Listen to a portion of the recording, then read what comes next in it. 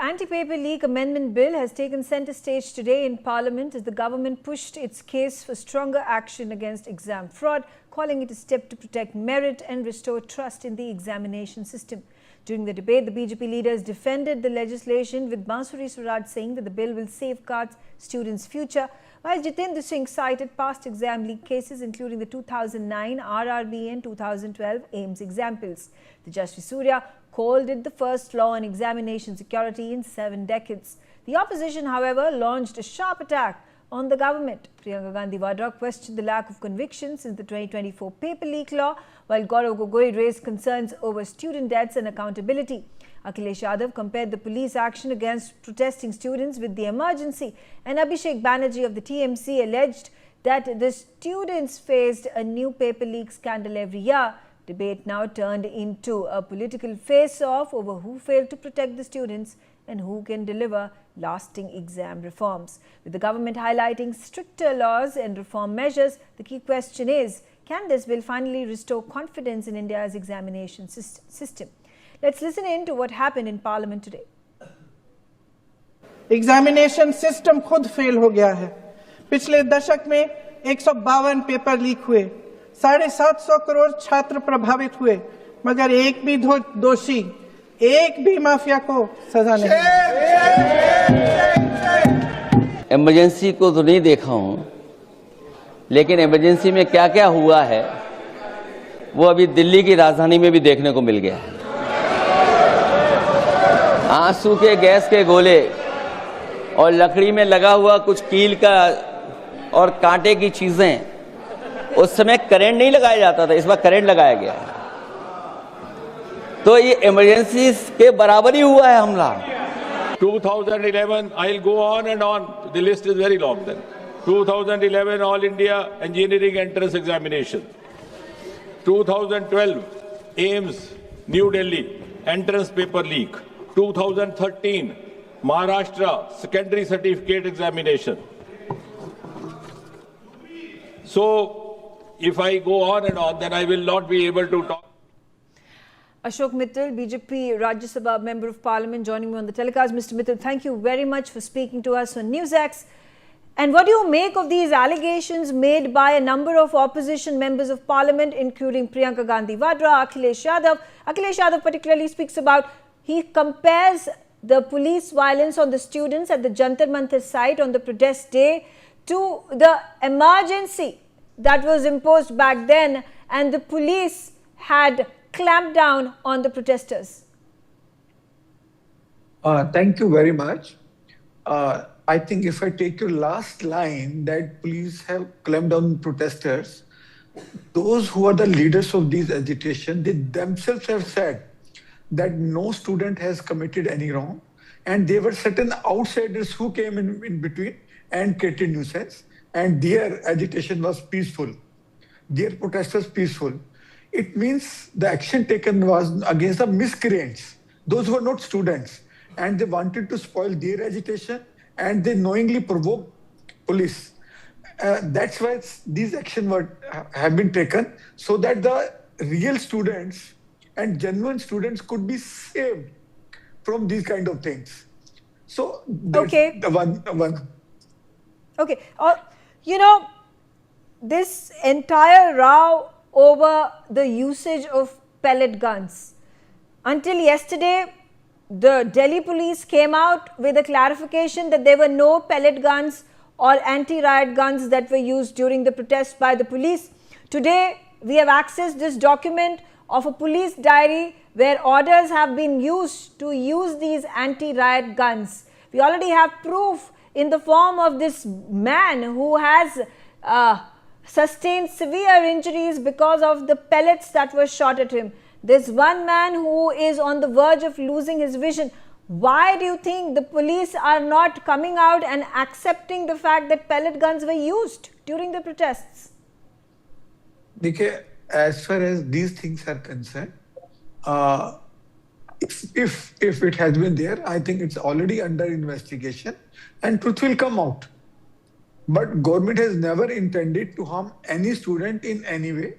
Some miscreants, which are outsiders, those are not students, they have created certain nuisance, and of course, reasonable action against them was required to safeguard the interest and life and liberty of genuine students.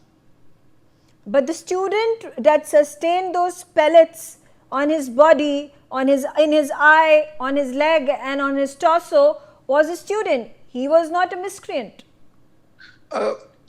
Yes, it might have been, because when these kind of things happen and the discrimination can't be made, so it might have hurt accidentally if it has been done and if he has been the true student. But government never intended to use force against students, and government maintained its cool. And of course, government had to take care of, take action against the miscreants who were not students. How can the police justify using of pellet guns? And in the matter of the police, of the Bihar protests, there was this cop who was seen shooting at the protesters. 3 protesters got injured, and the police clarification came just hours later saying that the shots did not target the students. In fact, the cop fired in the air, which is completely far from the truth, because you can watch the video and see it for yourself. Of course, I have not seen those videos. That's why I'm not able to make comments. But the one thing is very clear. The government or the police has no intention to harm students in any way. Rather, intention was to protect them from the miscreants who have entered into their peaceful agitation.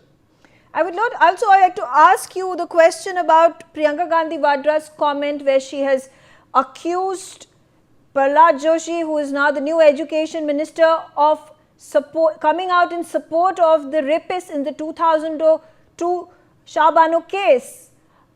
What does the BJP have to say about it? I'm not aware of these things. Sir, this has happened today in Parliament. She might have told in the Parliament, because the opposition is to say something which is very, very spicy, just to grab attention. She might have done to do that, but no such things are there. On a lighter note, during the Parliament session today, there were a lot of Gen Z words that were used, like Delulu and MIA, FOMO, clock it. Do you think it is now needed for parliamentarians, young and old, to imbibe the Gen Z language, to be able to connect with them, to be able to talk with them, to be able to have a relationship with them? It's an individual choice. Some parliamentarians might have thought that it will make them connect better with the youth. Some may still think that it's not required. But it's a totally personal choice. All right, Ashok Mittal, thank you very much for speaking to us on NewsX. I'm also being joined by T.S. Singh Deo. He's the former Deputy Chief Minister of Chhattisgarh. T.S. Singh Deo, thank you so much for being with us on NewsX. And my first question, of course, about the proceeding in the Parliament today, the Parliament session, allegations and counter-allegations, particularly the question that was raised by Akhilesh Yadav. He's of the Samajwadi Party. He's compared the police action against the protesters at Jantar Mantar to the emergency where there was police clampdown. Ma'am, the main issue, as far as I am able to understand in this entire episode, was one, the belittling of the youth of the country. We started off from our Chief Justice, unfortunately, mentioning the term cockroach, and going on to say that such youth who do not either pass exams or get employments, they enter into the media, or they enter into the social media, they enter into the digital media, etc., etc. And that's where basically I believe, the anger in the youth who have been frustrated, who have seen unemployment, and who were very perturbed with these leaks, etc. So, in a way, thanks to the Chief Justice, the youth were able to mobilize around a cause. And the cause was they being demeaned. We started off from there, and then we saw very unseemly scenes. Again, in the media, social media mainly, where people in plain clothes were wielding batons. People, particularly girls, I saw a girl being hit on the head, bleeding, not actually being hit on the head, but I saw her bleeding. A person was escorting her, and you could see blood pouring down her face on either side. A lady standing on the side being slapped. Girls being pushed with batons in their private parts. This is something which this country cannot accept. And my respected associate, must have been from the BJP, I'm presuming, was speaking before me. See, when this incident is of the 20th, we are today discussing on national TV on the 28th. Isn't 8 days' time enough to have checked and cross-checked whether these visuals were AI generated, whether they were general? One name came out, that ACP who was slapping the girl, the lady. Was that all fabricated or was it correct? Okay. Were there nails or sharp-edged protrusions in the baton? 8 days is enough of a time to able to give a positive response. Who deployed such people? Who deployed the pellet gun? 7-8 people have been injured, but who deployed? Who gave instructions to deploy? Is that the standard operating procedure? Okay. When we come on national TV to debate such sensitive issues, there must be answers. You cannot brush these things under the carpet by saying, I don't know. I don't know what the current education minister may have said when rapists were released. That is all public knowledge. Brushing under the carpet doesn't help the national cause. Okay. It doesn't help improve the situation in the country. Okay, there have also been instances where the police personnel have been targeted, they have been attacked, they have been hit by these mobs at the Jantar Mantar site. The family members of these police personnel have now said that they are going to protest to demand justice for the attacks that were leveled against them, the violence that was on them. Ma'am, why should there be a need to protest? Either by the family members of such police persons or by the youth or those who were protesting in Jantar Mantar. Why should there be a need to protest? That is exactly the issue. That is what governance is about. If action had already been taken against police personnel who are indulging in excesses, against those individuals who are indulging in retribution or an attack on the police persons, why do we need to have a protest? That is exactly the failure of the system, that we are trying to brush lots of things under the carpet and then it's a quid pro quo. Okay. If I'll file a case against you, so now you are under pressure. So, okay, there is a counter case against you. This is not how the country should be run.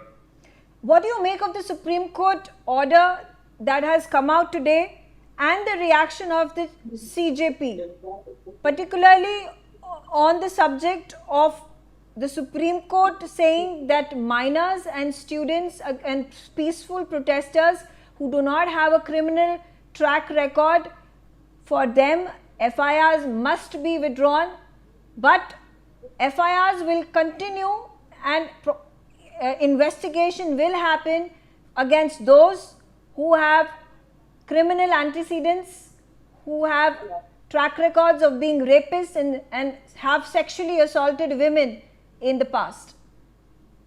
These are partly agreement, if I may say so.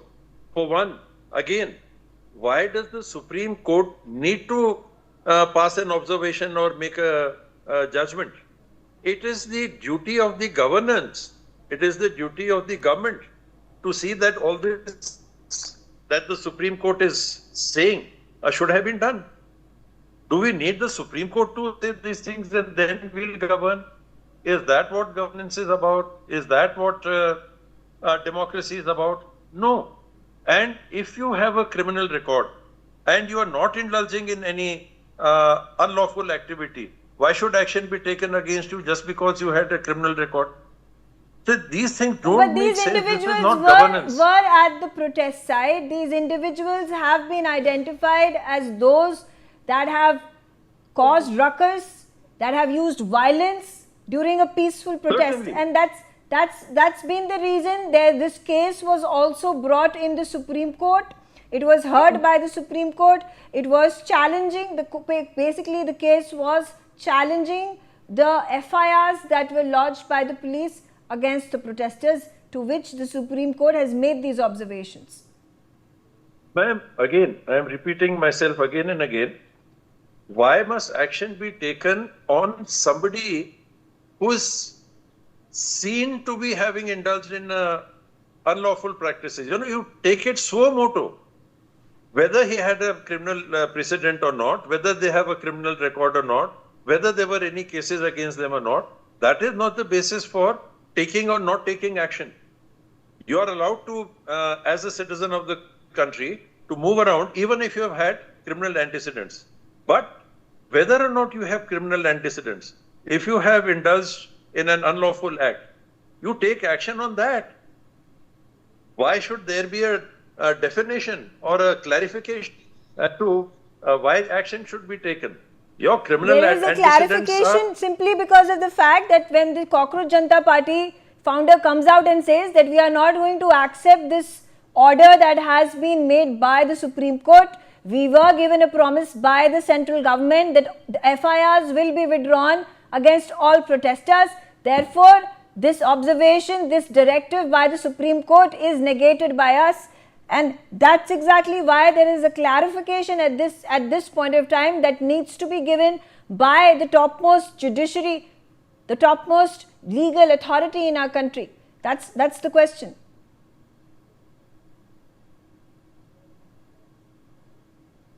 Okay, we'll try to get him back on our telecast. That was T.S. Singh Deo.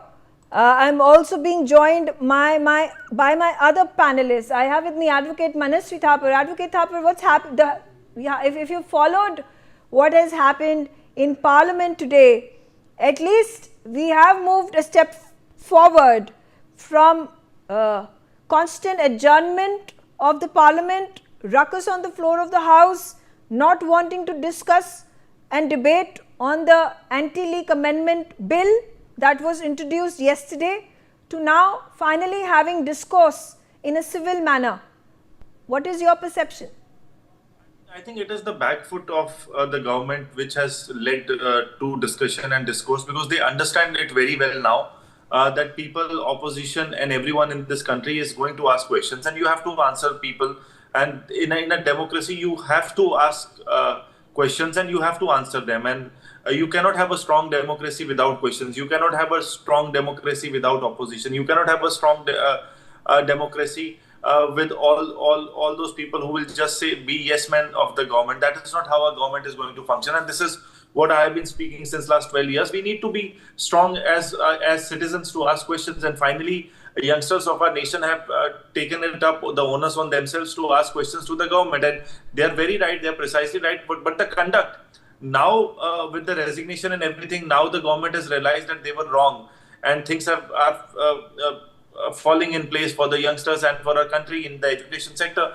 But the conduct of the government with the kind of pellets which were fired, with the usage of AK-47 in Bihar, and the kind of lathi charge which has happened against our own citizens, against the future of our country, that is something which is questionable. So now the question and debate is going to be around on the conduct of the government. It is more important for the conduct. उनकी कथनी जो और करनी में जो फर्क दिखा अब तक, that is something which they have to clear it out. Their intent has to be very clear. In the past, what we have seen is the intent was not clear and they were just passing. So I'll tell you what the difference is: buying MLAs or MPs or sabotaging political parties is much easier than questioning the future, the youth of our country. They are going to question you, so be ready for that.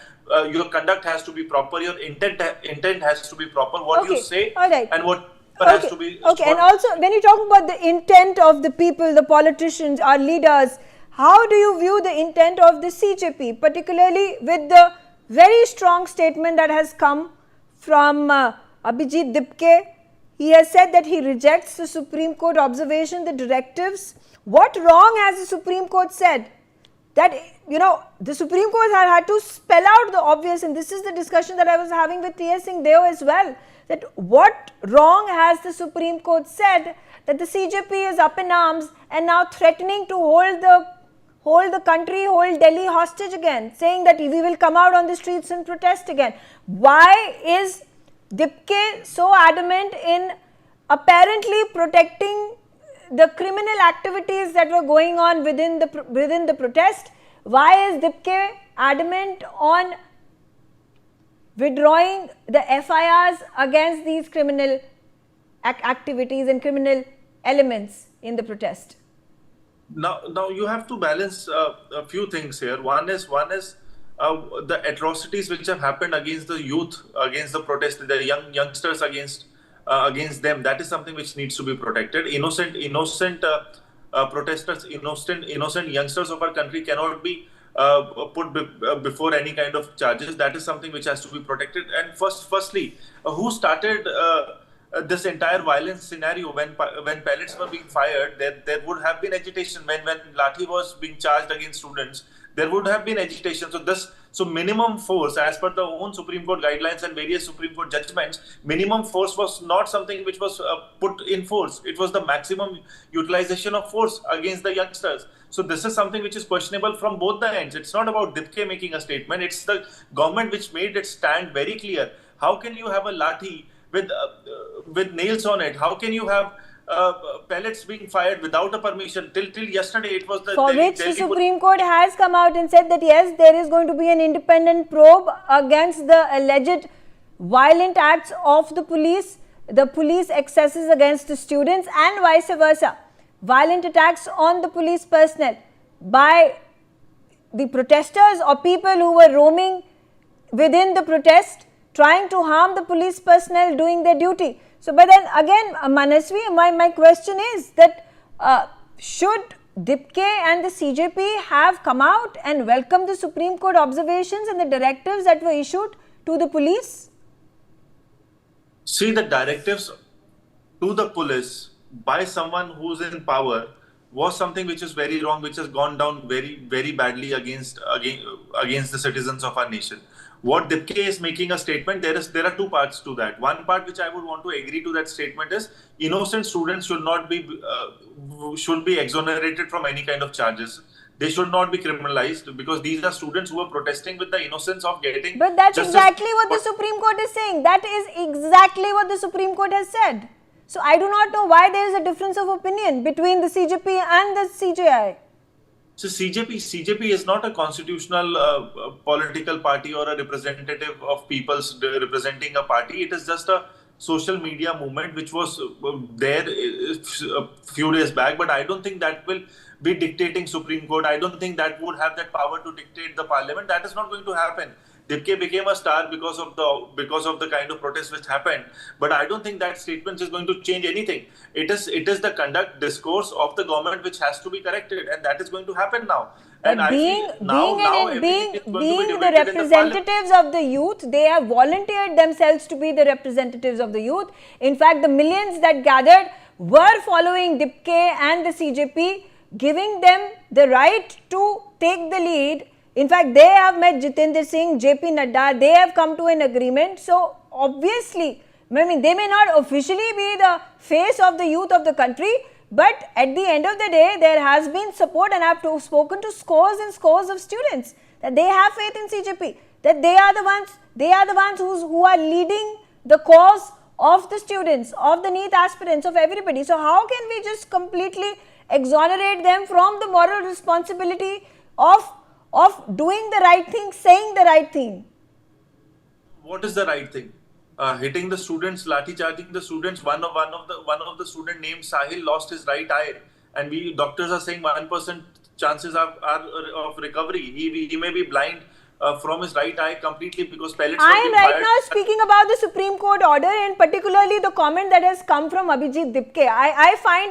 I find great difficulty in accepting that Dipke is not okay is negating the Supreme Court's order, and I do not understand what is it that he finds irritating and irritant in that entire set of directives. There are 4 or 5 of them that have been mentioned by the Supreme Court. What is the problem with the directive is my question. That could be his personal problem with the directive of the Supreme Court, but I don't feel with the Supreme Court directive there is any problem. I agree with what Supreme Court is saying. On the contrary, I would want to go to a stage even further wherein police personnel who were violent against the students have to be punished, and also the students or the miscreants who were present in the protest have beaten up or have been creating any kind of violence or stopping the police to do their duty have to be taken into charge. But innocent students cannot be booked anywhere. So that's where my when you say there may be quote unquote personal and animosity or personal grudges. You cannot be above I don't know, simply because just a few months ago the CJI inadvertently used the cockroach comment. That's exactly how Cockroach Party came into being.